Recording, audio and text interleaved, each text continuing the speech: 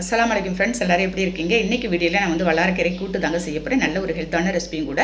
அதுக்கு வந்து நான் வந்து ஒரு கத்தை நான் வந்து வல்லாரக்கீரை எடுத்துருக்கேங்க. ஓரத்தில் இருக்கிறத எல்லாத்தையும் நம்ம கட் பண்ணி எடுத்துடலாம். மேக்ஸிமம் எந்த அளவுக்கு கட் பண்ண முடியுமோ அந்த அளவுக்கு அந்த நரம்பு எல்லாத்தையும் கட் பண்ணி எடுத்துகிட்டு கீரையை மட்டும் நான் கட் பண்ணி எடுத்துக்கிறேன்.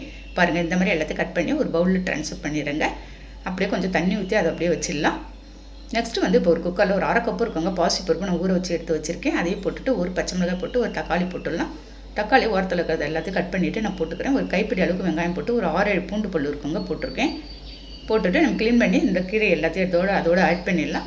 ஆட் பண்ணி கொஞ்சமாக தண்ணி ஊற்றி ஒரு 2 விசில் விட்டு நம்ம எடுத்துக்கலாங்க. 2 விசிலில் உங்களுக்கு வெந்துடும். வல்லாரக்கீரை கொஞ்சம் நேரம் வேகும் நமக்கு. அதனால் நம்ம குக்கரில் போட்டு வேக வச்சிடலாம். பாருங்கள், அதில் கொஞ்சம் கசப்பு தன்மை இருக்கும். அதனால் நான் வந்து ஃபைனலாக நான் வந்து தேங்காய் திருவி போட்டிருக்கேங்க. பாருங்கள், தாளிப்பு தான். அதுக்கு வந்து எண்ணெய் ஊற்றி கொஞ்சமாக ஒரு ஸ்பூன் இருக்குங்க. நான் வந்து சோம்பு போட்டு கொஞ்சமாக வெங்காயம் போட்டு தாளித்து ஊற்றிடுறேன். அவ்வளோ தூரம் சூப்பரான ஹெல்த்தான ரெசிபி ஃப்ரெண்ட்ஸ். நீங்களும் ட்ரை பண்ணி பார்த்துட்டு கண்டிப்பாக கமெண்ட் பண்ணுங்கள். இந்த வீடியோ பிடிச்சிருந்தா லைக் பண்ணிவிட்டு ஷேர் பண்ணுங்கள்.